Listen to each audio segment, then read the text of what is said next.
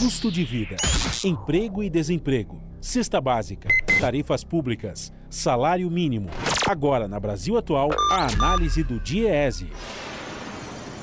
E nós vamos conversar com Fausto Augusto Júnior, diretor técnico do DIEESE. Bom dia, Fausto, bem-vindo.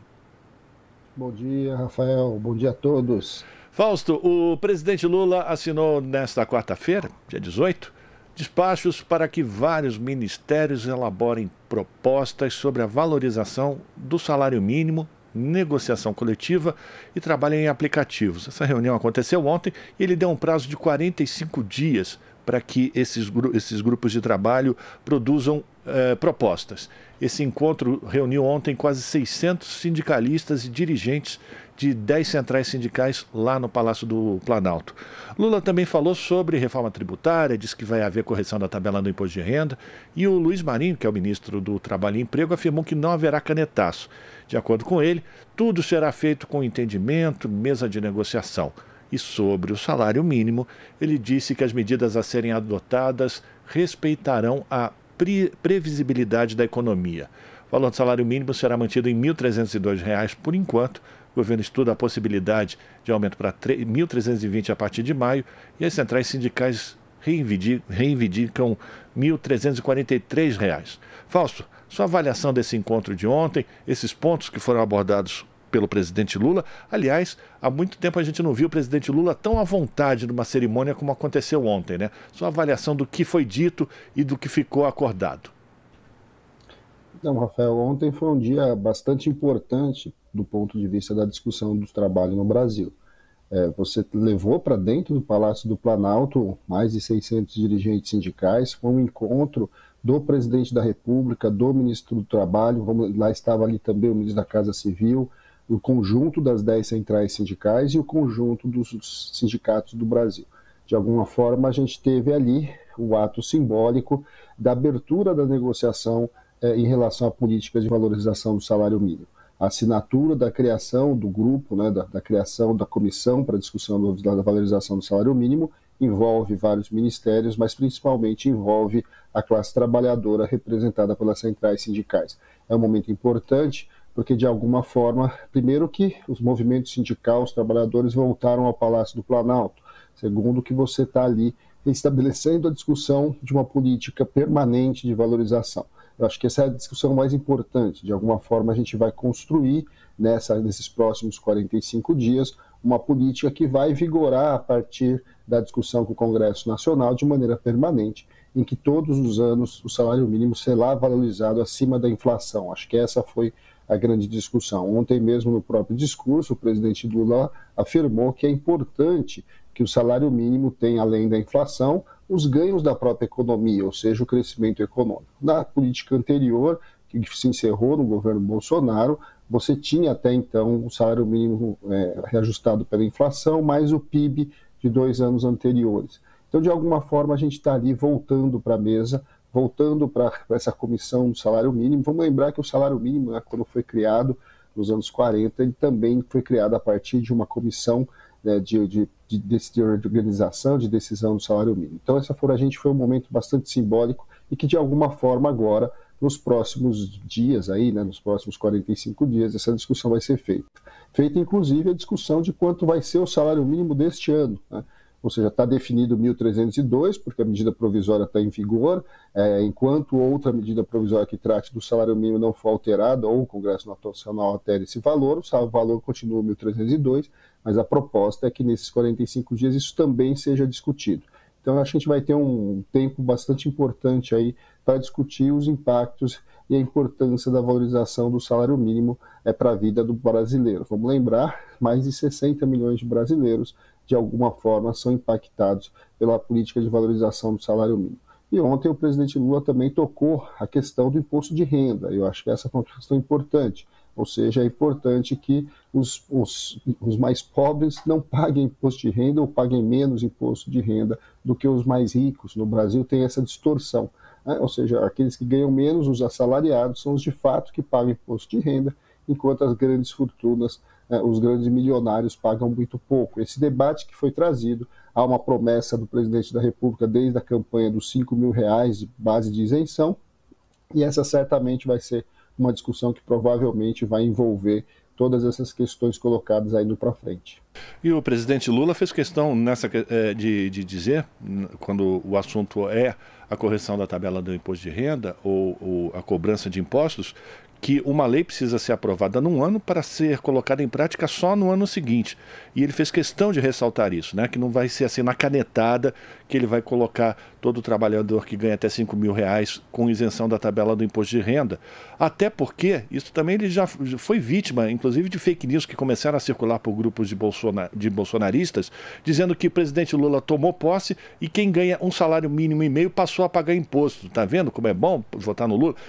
Completamente distorcida a realidade. É importante que as pessoas tenham a consciência de que essas discussões elas não têm um efeito imediato. É preciso ter o tempo da legislação para que elas passem a valer, né, Fausto? Rafael, nesse caso a gente tem aí duas questões diferentes, né? Você tem uma questão objetiva, que é sempre bom ressaltar que o governo Bolsonaro não corrige não corrigiu em nenhum momento a tabela de imposto de renda. A última vez que a tabela de imposto de renda foi corrigida foi no governo Dilma, em 2015. De lá para cá, o que aconteceu é que todo trabalhador que foi tendo reajuste cotidiano ali do seu salário, esse reajuste, uma parte dele acabou impactando no seu imposto de renda, ou ele passou a integrar a faixa de imposto de renda. É verdade que a primeira faixa de imposto de renda, por conta da não correção, é muito baixa, e essa é uma das coisas que precisa ser mudada, né? Havia a promessa, a discussão de que essa faixa vai chegar aos 5 mil ao longo do governo como um todo, e aí você precisa saber como é que vai ser feita essa correção. É óbvio que a discussão do imposto de renda é uma discussão que passa por dentro da reforma tributária, então nós estamos falando aí de um conjunto de mudanças que de alguma forma vai impactar não só a questão da tabela de imposto de renda, mas outras questões como, por exemplo, imposto de renda sobre lucros e dividendos, a questão de impostos sobre grandes fortunas, ou seja, a gente tem uma série de discussões que precisam ser feitas ao longo deste ano por dentro da reforma tributária, e a discussão da tabela de imposto de renda é uma delas. Vai se manter o número de faixas que tem hoje, vai ampliar o número de faixas. Agora, de fato, é importante que a gente tenha clareza que a não correção do salário mínimo vem incorporando mais pessoas pagando, de um lado, e de outro, e as pessoas vão pagando mais. E quem paga mais é normalmente o assalariado, porque é dele que sai ali o imposto de renda retido na fonte. Então, de alguma forma, essa é uma questão importante, uma discussão que deve ser feita e que vai trazendo aí buscar um pouco mais de progressividade no nosso sistema tributário. Essas são discussões importantes que vão acontecer ao longo do ano e que interessam diretamente a classe trabalhadora. É importante a gente lembrar também, Fausto, se eu estiver enganado, você me corrija, por favor, que, por exemplo, você isentar um trabalhador que ganha até R$5.000 do pagamento de imposto de renda, a exemplo do que acontece quando você aumenta o valor do salário mínimo, esse valor a mais que, digamos, o governo ou deixa de arrecadar ou tem que colocar, ele é compensado exatamente pelo consumo, né? Porque quem ganha até R$5.000, ele não vai deixar de pagar imposto de renda e aplicar na poupança ou aplicar na bolsa de valores. Certamente ele vai continuar aplicando, ou gastando esse dinheiro, ou usando esse dinheiro no consumo, né? Seja de comida, seja de uma roupa, enfim. Esse dinheiro volta a circular na economia, não? Sim, qualquer recurso que você coloca no mundo dos mais pobres, ele vai para a economia direta, né? Óbvio, essas pessoas vão gastar mais, vão comprar mais, e normalmente vão comprar alimentação, vão comprar vestuário, ou seja, bens aí de primeira necessidade. Esse recurso volta para a economia, e mais importante também, e tão importante quanto, é que uma parte desse recurso que volta para a economia, ele volta também em forma de tributos. Ou seja, você arrecada mais, o governo arrecada mais. Então, o crescimento econômico significa mais espaço fiscal para você fazer políticas, como, por exemplo, a própria revisão, a própria modificação da tabela do imposto de renda. Então, de alguma forma, a gente vai construir os círculos virtuosos, né? Você vai colocando mais recursos na economia.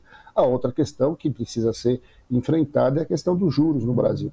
Nós estamos com uma taxa de juros muito alta, e baixar a taxa de juros é, de alguma forma, colocar a economia para girar de maneira mais acelerada.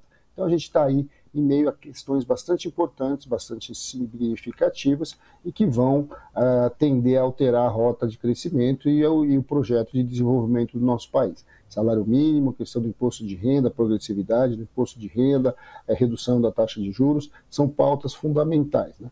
Ontem também, é bom lembrar, né, Rafael, foi alinhado também a criação de mais 2 outros grupos, um grupo para rever e valorizar a negociação coletiva e o papel do movimento sindical. Essa discussão é uma discussão que vai ser feita nos próximos meses também e que, de alguma forma, vai reorganizar a vida sindical, fazendo o debate sobre como tem que ser a estrutura do movimento sindical. E ontem também foi assinado, e começa hoje, agora, às 9 horas da manhã, a discussão sobre a regulamentação do trabalho de aplicativos. Ou seja, nós precisamos avançar na expansão da lei e no avanço dos direitos sociais para um conjunto bastante grande de trabalhadores que hoje estão na informalidade. Então, assim, quando a pauta que saiu de ontem daquela reunião é uma pauta aí para os próximos 45, 90 dias e que, de alguma forma, vai mexer na estrutura da discussão do trabalho no Brasil. Importante, fundamental, e que bom que isso começa muito rápido, né? Vamos lembrar que nós estamos aí no dia 19 de janeiro, o governo tem só 19 dias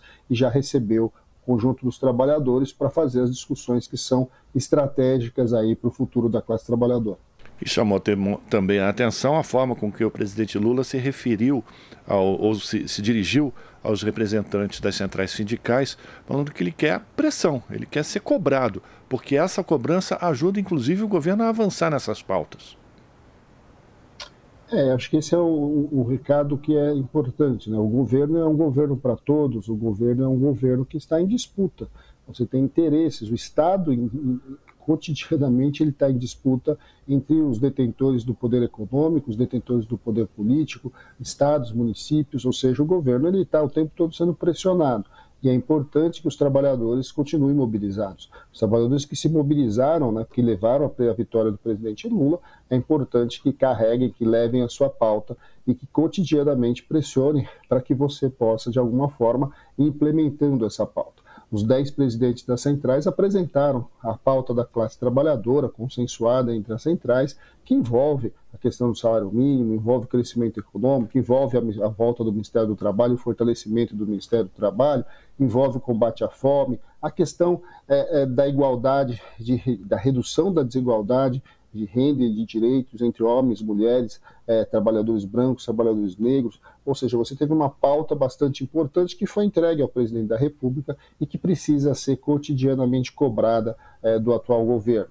É um governo de disputa, é um governo de coalizão, é um governo de frente ampla e que você precisa acomodar os diversos interesses, acomodar as diversas reivindicações que vêm de todos os lados. Então, estar aqui em Brasília, fazer o debate com o governo é bastante importante e estar nas bases, né? O presidente Lula falou de novo muito disso. É importante que a organização dos trabalhadores esteja na fábrica, esteja no supermercado, esteja em cada unidade de trabalho espalhada por esse Brasil, porque de alguma forma o trabalhador precisa compreender que a sua luta está sendo encaminhada, que a sua luta está sendo levada para a discussão e está pressionando as mudanças aí que vão melhorar o Brasil e transformar o Brasil num país melhor e um pouco mais justo.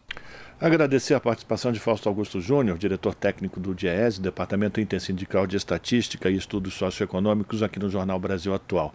Fausto, obrigado, um abraço para você, bom trabalho e a gente volta a se falar. Um abraço a todos, bom dia novamente. Bom dia, conversamos com Fausto Augusto Júnior aqui no Jornal Brasil Atual. Estamos apresentando Jornal Brasil Atual. As notícias que os outros não dão.